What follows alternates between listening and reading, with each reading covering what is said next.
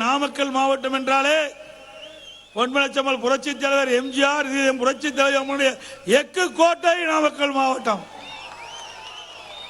நாமக்கல் நாடாளுமன்ற தொகுதியும் அதே போலதான். நான் ஏற்கனவே திருச்செங்கோடு நாடாளுமன்ற உறுப்பினர் போட்டியிட்டு உங்களால் வெற்றி பெற்று நாடாளுமன்றத்தில் பணியாற்ற ஒரு வாய்ப்பை தந்த மாவட்டம் இந்த நாமக்கல் மாவட்டம். ஆக இந்த மாவட்டத்திலே இன்றைக்கு பல தொழில்கள் நிறைந்த மாவட்டம் நாமக்கல் மாவட்டம். கோழி வளர்ப்பு, அதோட லாரி தொழில், ரிக் தொழில், சேக்கோ ஃபேக்டரி, அதோட கைத்தறி, விசைத்தறி, இப்படி பல தொழில்கள் நிறைந்த இந்த மாவட்டம், இந்த நாடாளுமன்ற தொகுதி இந்த விடியா திமுக அரசுல இன்றைய ஆளுகின்ற மத்திய அரசாங்கத்தினால இன்றைக்கு இந்த தொழிலெல்லாம் சரிவடைந்து வேலை இல்லாத ஒரு சூழ்நிலையை இந்த மாவட்டத்தில் பார்க்கிறோம். இன்றைக்கு எந்த தொழிலுமே சரியில்லை. கோழி பண்ண உரிமையாளர்கள் இன்றைக்கு பெரும் நஷ்டத்துக்குள்ளாயிருக்கிறாங்க. அதனுடைய தீவனத்துடைய விலை இன்றைக்கு கூடிவிட்டது. மின்சார கட்டணம் கூடிவிட்டது. ஆனா முட்டை விலை ஏறல. அதனால கோழி உற்பத்தியாளர்கள், அதில் பணிபுரிகின்ற தொழிலாளர்கள் கடுமையாக பாதிக்கப்பட்டிருக்கிறார்கள் இந்த மாவட்டத்திலே. அதே போல லாரி தொழில், இதுல கிட்டத்தட்ட இந்த மாவட்டத்தில் மட்டும் இந்த நாடாளுமன்ற தொகுதிக்கு உட்பட்ட பகுதியில் மட்டும் 20,000க்கு மேற்பட்ட லாரிகள் இன்றைக்கு இயங்கிக் கொண்டிருக்கின்றன. அப்படி 20,000 லாரிகள் இயங்கிக் கொண்டிருக்க சொன்னால் ஒரு லாரிக்கு கிட்டத்தட்ட ஒரு 4 பேர் தேவை. ஷிப்ட் வைஸா தான் அவர்கள் அந்த பணி மேற்கொள்றாங்க. 20,000னா 80,000 பேர் இந்த லாரி தொழிலை நம்பி இதுல பணிபுரிஞ்சிட்டு இருக்கிறாங்க. அதோட இந்த லாரி ரிப்பேர் ஆனா அதை பழுதுபார்ப்பதற்கு அங்கங்க இங்க அந்த பட்டறை இருக்குது, லாரி பட்டறை இருக்குது, அதுல பணிபுரிகள் பல பேர். இப்படி இந்த லாரி தொழில் மட்டும் 1,00,000க்கு மேற்பட்டவர்கள் பணிபுரிகின்ற தொழில் லாரி தொழில். ரிக்கு திருச்செங்கோடு, நாமக்கல் அதிகமா ரிக்கு வச்சிருக்கிறாங்க. அவர்களும் கடுமையாக பாதிக்கப்பட்டு விட்டார்கள். அதே போல நெசவு தொழில் கேட்க வேண்டிய அவசியமே இல்லை. கடுமையான வீழ்ச்சி.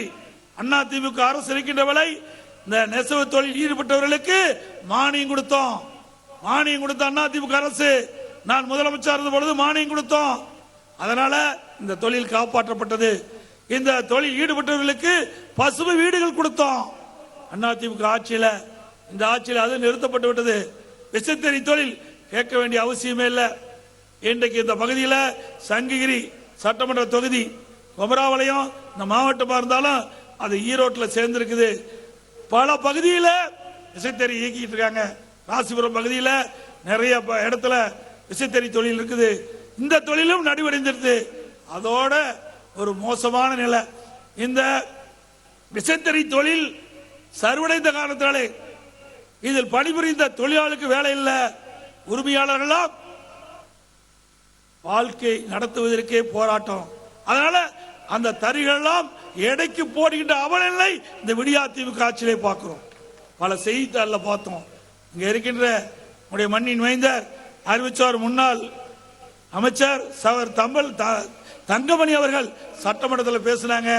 எங்களுடைய தொகுதியில குமராவளையம் தொகுதி, பள்ளிவளையம் பகுதி, இந்த நாமக்கல் மாவட்டத்தில் சங்ககிரி சட்டமன்ற தொகுதியில ஏராளமான விசைத்தறி இருக்குது. இந்த விசைத்தறி எல்லாம் இயங்க முடியாத ஒரு சூழ்நிலை.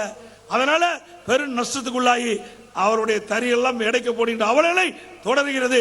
இதை காப்பாற்ற வேண்டும் என்று சட்டமன்றத்திலே பேசியவர் இந்த மண்ணின் மைந்தர் நம்முடைய குமராவளையம் சட்டமன்ற உறுப்பினர் அறிவிச்சவர் தங்கமணி அவர்கள். அது மட்டுமல்ல, இந்த விசைத்தறி நலிவுக்கு காரணம் அண்ணா திமுக ஆட்சி இருக்கிற வரைக்கும் விலையெல்லாம் வேஷ்டி சேலை நெய்வது அவர்களுக்கு அந்த வாய்ப்பை கொடுத்தோம். அந்த வாய்ப்பை பயன்படுத்தி 6 மாத காலம் அந்த விலையெல்லாம் வேஷ்டி சேலைகள் நெய்து அந்த தொழிலாளிக்கு வேலை கிடைச்சது. உரிமையாளரும் பயனடைஞ்சாங்க. ஆனா அந்த விடியா திமுக ஆட்சி பொறுப்பேற்ற பிறகு அந்த விலையெல்லாம் வேஷ்டிகள் எல்லாம் இந்த பகுதியில் இருக்கின்ற விசைத்தறிக்கு ஆர்டர் கொடுக்காதனால அந்த தறியெல்லாம் இயங்காம முடங்கி போய் அந்த தறிகளை இயக்க முடியாத அதையெல்லாம் எடைக்கு போடுகின்ற அவலநிலை இந்த ஆட்சியிலே பார்க்கப்படுகிறது. சிந்தித்து பாருங்க, இந்த ஆட்சியில மக்களுக்கு என்ன நன்மை கிடைச்சது? நன்மை விலைவாசி உயர்ந்து போச்சு, வேலை இல்லை. ஆனா இந்த தறியில் வேலை செஞ்சவங்க எல்லாம் இன்றைக்கு விவசாய வேலைக்கு போறாங்க. வேற எந்த தொழிலுக்கு போயிட்டு வெவ்வேறு தொழிலுக்கு போயிட்டு இருக்கிறாங்க. ஆக இப்படிப்பட்ட அவலங்களை இந்த ஆட்சியிலிருந்து மாற வேண்டும் என்று சொன்னால் நம்முடைய வெற்றி வேட்பாளர் அருமை சகோதரர் திரு தமிழ்மணி அவர்களுக்கு 8 லட்சத்தில் வாக்களித்து வெற்றி பெற செய்யுங்கள். அது மட்டுமல்ல, இன்றைக்கு அனைத்து இந்திய அண்ணா திராவிட முன்னேற்ற கழக ஆட்சியில் ஏராளமான திட்டங்களை இந்த மக்களுக்கு தந்திருக்கிறோம். கொஞ்சம் நிஜம் இல்ல, தமிழ்நாட்டிலேயே அதிகமான திட்டங்கள் கிடைத்த ஒரே மாவட்டம் நாமக்கல் மாவட்டம் தான். இன்றைக்கு திமுக தேர்தல் அறிக்கையில பல குறிப்பிட்டிருக்காங்க. இந்த சுங்கச்சாவடி எல்லாம் மூடுவதா சொல்லியிருக்கிறாங்க. இந்த சுங்கச்சாவடி கொண்டு வந்ததே மத்தியில பாரதிய ஜனதா ஆட்சி இருக்கின்ற பொழுது இங்க இருக்கின்ற DR பால் அவர்கள் அங்க தரவழி போக்குவரத்து அமைச்சராக இருந்தார். அப்பதான் இந்திய தேசிய நெடுஞ்சாலை ஆணைய சாலைகள் அமைக்கப்பட்டது. அப்பொழுதுதான் சுங்கச்சாவடி ஏற்படுத்தப்பட்டதோ திமுக அமைச்சர் அங்கே பாரதிய ஜனதா அமைச்சரவையிலே மத்தியிலே அமைச்சராக இருந்தார். அப்பொழுதுதான் இந்த சுங்கச்சாவடி கொண்டு வந்தது. இன்றைக்கு இந்த லாரி தொழில் ஈடுபட்டுகின்றவர்கள் இங்கிருந்து வெளி மாநிலத்திற்கு இங்க இருக்கின்ற பொருளை எடுத்து செல்கின்ற பொழுது கிட்டத்தட்ட ஒரு லாரி உரிமையாளர் சொல்லுகிறார் 8,000 10,000 வரை இந்த சுங்கச்சாவடிக்கு கட்டணமா செலுத்துறோம். 8,000 10,000 ரூபாய் சுங்கச்சாவடிக்கு கட்டணமா செலுத்துறோம்.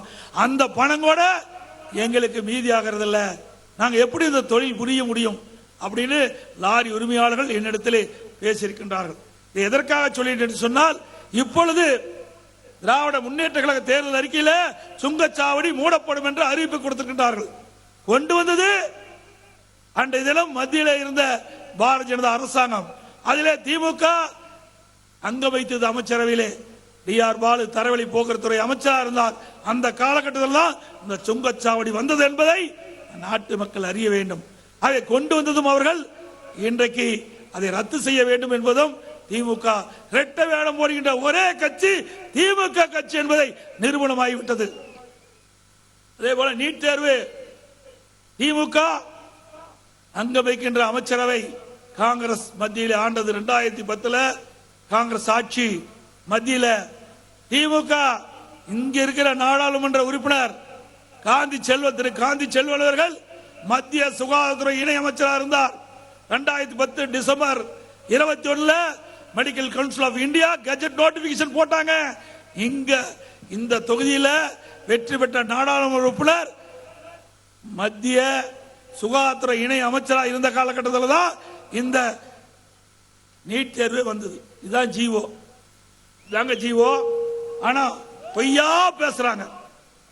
ஆக இந்த மண்ணில் பிறந்த ஒருவர் நாடாளுமன்ற உறுப்பினர் இருக்கின்ற பொழுது திமுக கட்சி சேர்ந்தவர் அந்த பாரதிய ஜனதா அமைச்சரவையிலே சுகாதாரத்துறை இணை அமைச்சராக இருக்கின்ற பொழுதுதான் இந்த நீட் தேர்வு கொண்டு வரப்பட்டது.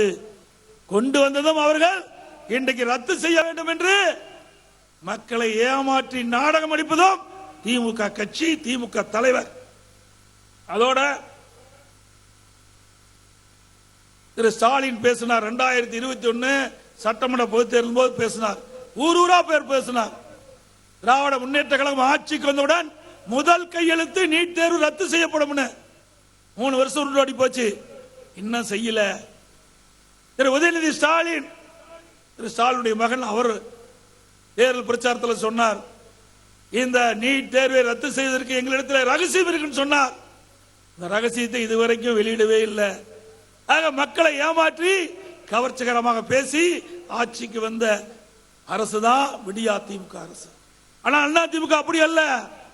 எதிர்கட்சிகள் கோரிக்கை வைக்கல, பொதுமக்கள் கோரிக்கை வைக்கல.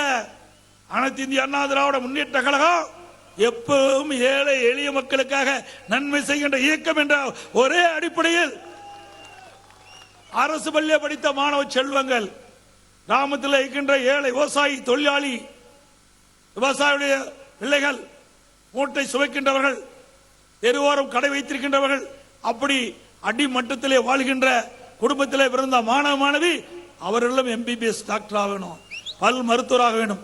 அதற்காக அதிமுக அரசு நாடு முதலமைச்சர் இருந்த காலகட்டத்தில் 7.5% உள் இடஒதுக்கீடை கொண்டு வந்து சட்டம் இயற்றப்பட்டு அமுல்படுத்தப்பட்டு இன்றைய தினம் அந்த அரசு பள்ளியை படித்த ஏழை மாணவ மாணவி 2160 பேர் எம்பிபிஎஸ் டாக்டர் படிக்கிறாங்க, பல் மருத்துவரா படிக்கிறாங்க. இதுதான் திரு ஸ்டாலின் அவர்களே சாதனை. சாதனை என்று சொன்னால் அது அதிமுக தான் சார், வேற எந்த கட்சியும் சாராது. அது மட்டுமல்ல, இந்த 7.5% உள் இடஒதுக்கீட்டில் மருத்துவ கல்வி படிப்பதற்கு இடம் கிடைச்சிருந்தா கூட அவர்களுக்கு மருத்துவ கல்வி கட்டணம் செலுத்த முடியாது. ஏன்னா ஏழைகளாச்சே, தினந்தோறும் வேலைக்கு சென்றால்தான் அடுப்பு அவர் வீட்டில் எரியும். அப்படி அடித்தட்டில் வாழ்கின்ற மக்கள் அந்த மருத்துவ கல்வி கட்டணம் செலுத்த முடியாதுன்னு இடத்துல கோரிக்கை வச்சாங்க. அந்த இடஒதுக்கீட்டில் இடம் கிடைத்த அத்தனை மாணவ மாணவிக்கும் ₹1 செலவு செல்லாம அரசாங்கமே முழு செலவை ஏற்றுக்கொள்ளும் என்ற அறிவிப்பை கொடுத்தோம். இது பொன்மனச்செம்மல் புரட்சி தலை கண்ட கனவு, புரட்சி தலை எம்ஜிஆர் கண்ட கனவுங்க. ஆக அந்த இருவரும் தலைவர்கள் என்னென்ன கனவை கண்டார்களோ அதையெல்லாம் அம்மாவுடைய அரசு இன்னைக்கு நிறைவேற்றி கொண்டிருக்கின்றது. இன்னைக்கு விலைவாசி விண்ணை முட்டுகின்ற அளவுக்கு உயர்ந்து போய்விட்டது. அரிசி கிலோ 15 ரூபா, என்ன விலை உயர்ந்து போச்சு, பருப்பு விலை உயர்ந்து போச்சு, மளிகை சாமான அத்தனையும் உயர்ந்து போச்சு. ஆனா வேலை வாய்ப்பு குறைஞ்சு போச்சு, மக்கள் திண்டாடுகின்ற சூழ்நிலை பார்க்கின்றோம். அப்படிப்பட்ட அவல ஆட்சி தான் இன்றைக்கு விடியா திமுக ஆட்சியிலே பார்க்கிறோம். எல்லா துறையிலும் ஊழல், ஊழல் இல்லாத துறையே கிடையாது, லஞ்சம் இல்லாத துறையே கிடையாது. எதற்கெடுத்தாலும் லஞ்சம். அப்படி லஞ்ச லாவணி உள்ள ஒரே அரசாங்கம் விடியா திமுக அரசு. இன்றைக்கு இதே புரட்சி தலைவி அம்மா இருக்கின்ற பொழுது பல்வேறு அமைச்சர் மீது வழக்கு தொடரப்பட்டு இன்றைக்கு நீதிமன்ற படிக்கட்டில் ஏறி இறங்கி கொண்டிருக்கின்றார்கள். அண்ணா திமுக நிர்வாகிகள் மீது, தொண்டர்கள் மீது, முன்னாள் அமைச்சர் மீது வேண்டுமென்றே திட்டமிட்டு பொய் வழக்கு போட்டுக் கொண்டிருக்கின்றார்கள். அனைத்து இந்திய அண்ணா திராவிட முன்னேற்ற கழக நிர்வாகிகள் செயல்படக்கூடாது, அவருடைய செயல்பாட்டை முடக்க வேண்டும் என்ற ஒரே எண்ணத்தின் அடிப்படையிலே நம்முடைய தகவல் தொழில்நுட்ப பிரிவைச் சேர்ந்த நிர்வாகிகள், கழக நிர்வாகிகள், தொண்டர்கள், முன்னாள் அமைச்சர்கள் மீது இன்றைக்கு வழக்கு மேல் வழக்கு போட்டுக் கொண்டிருக்கின்றார்கள். திரு ஸ்டாலின் அவர்களே, ஆட்சி மாறினால் காட்சி மாறும் என்பதை நினைவு கொள்ள வேண்டும். உங்களுக்கு தான் வழக்கு போட தெரியுமா? அறிவிச்சார் நம்முடைய விஜயபாஸ்கர் அவர்கள், முன்னாள் போக்குவரத்துறை அமைச்சர், கரூர்ல பேசினாரு. 24 மாசம் தான் இருக்குது திரு ஸ்டாலின் அவர்களே ஆட்சி மாற்றத்துக்கு. 24 மாதம் கழித்து நீங்கள் எப்படி எங்கள் மீது நீங்கள் பொய் வழக்கு போட்டுக்கிறீங்க? ஆனா நாங்க உங்க மீது பொய் வழக்கு போட மாட்டோம், உண்மையான வழக்க போடுவோம். அத்தனை ஊழல் நடந்திருக்கு உங்க ஆட்சியில. ரோடே போடாத ரோட்டுக்கு பணம் எடுத்த அரசாங்கம் திமுக அரசாங்கம். கரூர்ல ரோடே போடல, ஆனா ரோடு போட்டதா கணக்காட்டி பணத்தை கொள்ளையடித்த அரசாங்கம் விடியா திமுக அரசாங்கம். ஸ்டாலினே நாங்க சும்மா விட மாட்டோம், இதுக்கு பதில் சொல்லியே ஆக வேண்டும். ஏனென்று சொன்னால் என் மீது நீங்க வழக்கு போட்டீங்க. அண்ணா திமுக அரசு இருக்கின்ற பொழுது நான் நெடுஞ்சாலைத்துறை அமைச்சராக இருந்தேன். என் மீது குற்றம் சுமத்தினார்கள். 4800 கோடி நெடுஞ்சாலை துறையிலே எடப்பாடி பழனிசாமி ஊழல் செய்வதாக ஒரு பொய்யான வழக்கை போட்டீர்கள். நான் நீதிமன்றம் சென்றேன், உச்ச நீதிமன்றம் வரைக்கும் சென்றோம். உச்ச நீதிமன்றத்தில் அண்மையில் இத சென்னையில் இருக்கிற உயர் நீதிமன்றம் விசாரிக்க வேண்டும் என்று தீர்ப்பு கூடியது. அந்த தீர்ப்பு வந்த உடனே உயர் நீதிமன்றத்தில் நீதியரசர் அந்த வழக்கு எடுக்கின்ற பொழுது என் மீது பொய் வழக்கு போட்ட திமுக நிர்வாகி நான் அந்த வழக்கை திரும்ப பெறன்னு சொன்னேன். நடக்காது. சட்டமன்றத்தில் முதலமைச்சர் என் மீது பொய்யான குற்றச்சாட்டை சொல்லி இருக்கின்றார். நீங்கள் ஊரூரா எடப்பாடி பழனிசாமி 4800 கோடி நெடுஞ்சாலையிலே ஊழல் செய்திருக்கார் என்று பகிரங்கமாக குற்றம் சுமத்திருக்கின்றீர்கள். எல்லா தொலைக்காட்சியில் வந்திருக்குது, பத்திரிகையில் வந்திருக்குது. ஆகவே இந்த வழக்கை நடத்துவேன் என்று துணிச்சலோடு வழக்கை எதிர்கொண்டேன். அப்ப நீதியரசர் கூட கேட்டார், நீதிபதி அவர்கள் கேட்டாங்க, ஏங்க வழக்கு போட்டவங்களே திரும்ப போடுறாங்களே, நீங்க வழக்கு நடத்துறீங்க? ஏங்க என் மீது குற்றம் சுமத்தி விட்டார்கள், மக்களிடத்திலே போய்விட்டது. இப்பொழுது நீதிமன்றத்திலே நான் நிரபராதி என்று நிரூபித்தால் தான் மக்கள் நம்புவார்கள் என்று சொன்னேன். சரி நீதிபதி இந்த வழக்கு நடத்திக்கலாம். வழக்கு நான் நிரபராதி என்று நிரூபித்து காட்டினேன். இந்த ஸ்டாலின் போட்ட பொய் வழக்கை தூளாக்கினேன்.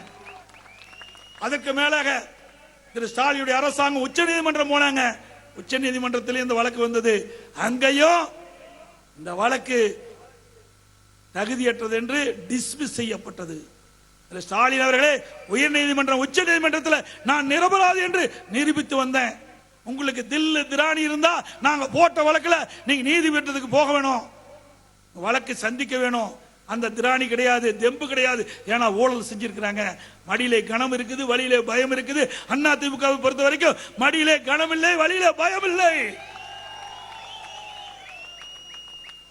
அது மட்டுமல்ல, இன்றைய தினம் சென்னையில புதிய தலைமைச் செயலகம் கட்டியிருக்காங்க. புதிய தலைமைச் செயலகம் கட்டிடம், அதற்குடைய டெண்டர் 230 கோடி, கொடுத்தது 410 கோடி. டெண்டருடைய வேல்யூ 230 கோடி, கொடுக்கப்பட்டது 410 கோடி. எங்களுடைய முன்னாள் நாடாளுமன்ற ஜெயவர்தன் என்பவர் லஞ்ச ஒழிப்புத்துறையிலே வழக்கு அங்கே புகார் கொடுத்தார், விசாரிக்கல. நீதிமன்றம் போனார், நீதிமன்றத்தில் இந்த வழக்கை எடுத்துக்கொள்ள சொல்றார். இதெல்லாம் அந்த வழக்கு வர இருக்குது விரைவிலே. இருந்தாலும் லஞ்ச ஒழிப்புத்துறை வாபஸ் பெற்றுவிட்டது. இருந்தாலும் இன்னொரு வழக்கிலே அவர் அதுக்கு பதில் சொல்லி ஆக வேண்டும். ஆக இதுதான் ஊழல். அண்ணா திமுக அப்படி அல்ல. இந்த மக்களுக்காக சேவை செய்கின்ற இயக்கம், உண்மையான இயக்கம். ஸ்டாலின் அவர்களே, நீங்கள் எத்தனை பொய் வழக்குகள் போட்டாலும் அத்தனையும் தூள் தூளாக சட்ட ரீதியாக சந்தித்து வெற்றி பெறுவோம். வரும்போது கூட சொன்னாங்க, அறிவிச்சோர் விஜயபாஸ்கர், அறிவிச்சோர் தங்கமணி வேண்டும் என்றே பொய் வழக்கு போட்டு அவர் கட்சி பணி செய்வதை இன்றைக்கு முடக்க பார்த்தாங்க. எல்லாமே எங்களிடத்துல எல்லா ஆதாரமும் இருக்கின்றது. நீதிமன்றத்தில் நிரபராதி என்று நிரூபிக்க எல்லா வாய்ப்பும் இருக்கு ஸ்டாலின் அவர்களே. ஆனா உங்களுடைய அமைச்சர்களை யாராலையும் காப்பாற்ற முடியாது, யாராலையும் காப்பாற்ற, அவ்வளவு ஊழல் பண்ணிக்கிறாங்க. அப்புறம் இந்த ஆட்சி பொறுப்பேற்றது 3 ஆண்டு காலத்தில் எல்லா துறையிலுமே இன்னைக்கு சரிவடைந்துட்டு. இன்னைக்கு அரசு ஊழியர்களுக்கு கொடுக்கப்பட்ட வாக்குறுதி, திமுக ஆட்சிக்கு வந்தவுடன் அரசு ஊழியர்களுக்கு பழைய ஓய்வு திட்டத்தை கொண்டு வருவேன் என்று ஒரு வாக்குறுதி கொடுத்து அந்த படித்தவர்களை ஏமாற்றி வாக்குகளை பெற்றுத்தான் ஆட்சிக்கு வந்தாங்க. அவர்களுக்கு நாமம் போட்டாங்க. போக்குவரத்து தொழிலாளர்கள் அவர்களையும் விட்டு வைக்கல, அவர்களுடைய கோரிக்கையும் நிறைவேற்றல. சத்துணவு ஊழியர்கள் அவர்களும் போராட்டம் பண்ணிட்டு இருக்கிறாங்க. விவசாயிகள் போராட்டம் நடத்திட்டு இருக்கிறாங்க. மாற்றுத்திறனாளிகள் அவர் பாவம் வாழவே முடியாத ஒரு சூழ்நிலை, அவரெல்லாம் சாலையில் தர்ணா பண்ணிட்டு இருக்கிறாங்க. அதுக்கு அமைச்சர் அந்த துறையே முதலமைச்சர் தான் இருக்குது, அவர்களையும் காக்க முடியல. அதே போல டாக்டர், நமக்கெல்லாம் சிகிச்சை அளிக்கக்கூடிய மருத்துவர்கள், செவிலியர்கள் அவர்களும் போராட்டம் நடத்துறாங்க. எல்லாரும் போராட்டம் நடத்துகின்ற ஒரு சூழ்நிலையை இன்றைக்கு விடியா திமுக ஆட்சியில் பார்க்கிறோம். எல்லாம் இப்படி நடந்துட்டு இருக்கும்போது ஸ்டாலின் பேசுறாரு, நீங்க நலமா? எங்க இவ்வளவு பிரச்சனை இருக்குது, யார் நலமா இருக்க முடியும்? இந்த ஆட்சியில நலமா இருக்க முடியுங்களா? யார் சொன்னாங்களே தெரியாது. திரு ஸ்டாலினுக்கு ஏதோ அதிகாரிகள் சொல்லியிருப்பாங்க, கட்சிக்காரர் சொல்லியிருப்பாங்க. அப்ப எதிர்கட்சி தலைவராக இருந்தார் திரு ஸ்டாலின், திமுக தலைவராக இருந்தார். அப்ப என்ன பண்ணனாருன்னா, ஊரூரா போனார். நம்ம பகுதிக்கு எல்லாம் வந்தாங்க, எல்லா ஊராட்சிக்கு வந்தாங்க, நகராட்சிக்கு வந்தாங்க. வந்து ஒரு திட்டு கண்டா ஒரு பெட்ஷீட்டை போட்டு அதில் அமர்ந்துக்கிட்டு பொதுமக்களை எல்லாம் அழைச்சி, உங்களுக்கு என்னமா குறை இருக்குது, உங்களுக்கு என்ன குறை இருக்குது, விவசாயிக்கு என்ன குறை, தொழிலாளிக்கு என்ன குறை, லாரி ஓனருக்கு என்ன குறை, கோழி பண்ணக்காரருக்கு என்ன குறை, அதேபோல் நெசவாளருக்கு என்ன குறை, அதுபோல் விசைத்தறி நடத்துகின்ற உரிமையாளருக்கு என்ன குறை, தொழிலாளருக்கு என்ன குறைன்னு எல்லா குறையும் நான் வச்சிருக்கிற பொட்டியில மனுவா எழுதி பொட்டியில போடுங்க அப்படின்னு ஒரு திட்டத்தை ஆரம்பிச்சு தமிழ்நாடு பூரா இவருடைய இப்போ அமைச்சராக இருக்கிறாங்க, அப்போ முன்னாள் அமைச்சர், அவருடைய சட்டமன்ற உறுப்பினர் ஊர் ஊரா போய் பொட்டி வச்சு, திரு ஸ்டாலினும் போய் பொட்டி வச்சு, உதயநிதி ஸ்டாலினும் போய் பொட்டி வச்சு மக்களிடத்தில் மனுக்களை வாங்கி அந்த பொட்டியை பூட்டி அதை அவர் வீட்டுக்கு எடுத்துட்டு போய் பத்திரமா வச்சிருந்து ஆட்சிக்கு வந்த பிறகு பூட்டை திறந்து பெட்டியை திறந்து, இதாங்க பெட்டி, இந்த பெட்டியில இப்படி மனுவை போட்டுதான், இத மனு போட்டு அப்புறம் என்ன ஆகுறது, இந்த மனுவை அந்த பூட்டை திறந்து பெட்டியை திறந்து அந்த மனுவை எடுத்து படிக்கிறார். அது ஒழுங்கா படிச்சாலும் பரவாயில்ல, திருவண்ணாமலையில் அவரு கறவை மாடு வேணும்னு கேட்கிறாரு. அவருக்கு என்ன சொல்றாரு? கணவரை கண்டுபிடிச்சு கொடுன்னு கேட்கிறாரு. இங்க பாரு, மக்களுக்கே தெரியுதுங்க அவருடைய திறமையே. மக்களை இடம் போட்டு கணவரை கண்டுபிடிச்சு கொடுன்னு இவரு சொல்றாரு. இப்படிப்பட்ட முதலமைச்சரை வச்சு நாட்டை காப்பாற்ற முடியுங்களா? நாட்டை காப்பாற்ற முடியுமா? அதனாலதான் பொம்மை முதலமைச்சர் நான் சொல்றேன். அதுக்கு எரிஞ்சு போய் என்னென்னமோ பேசுறாரு முதலமைச்சர். ஆக இது எப்படி ஏமாற்று வேலை எண்ணி பாருங்க. சரி, இந்த பெட்டி தான் எடுத்துட்டு போனீங்க, நீங்க தான் முதலமைச்சர் ஆயிட்டீங்களா?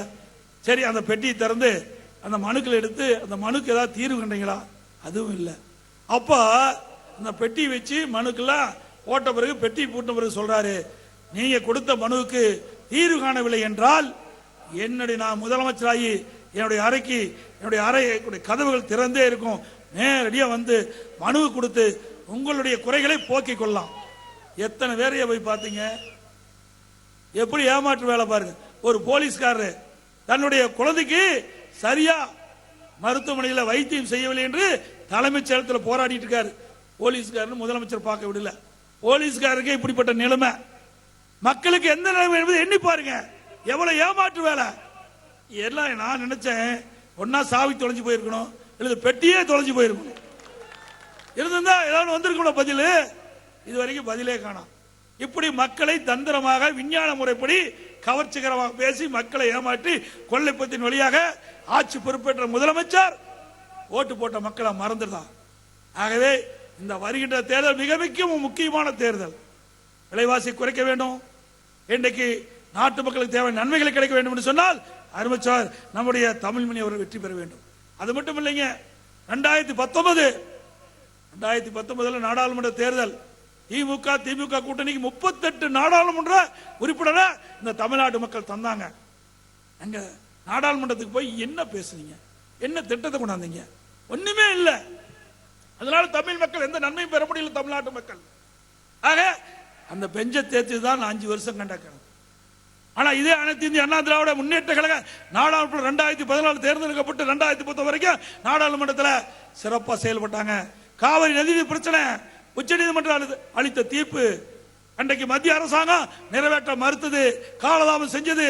உடனடியே நம்முடைய நாடாளுமன்ற உறுப்பினர்கள் 22 நாட்கள் நாடாளுமன்றத்தில் முடக்கி வைத்து சாதனை படைத்த கட்சி அதிமுக கட்சி.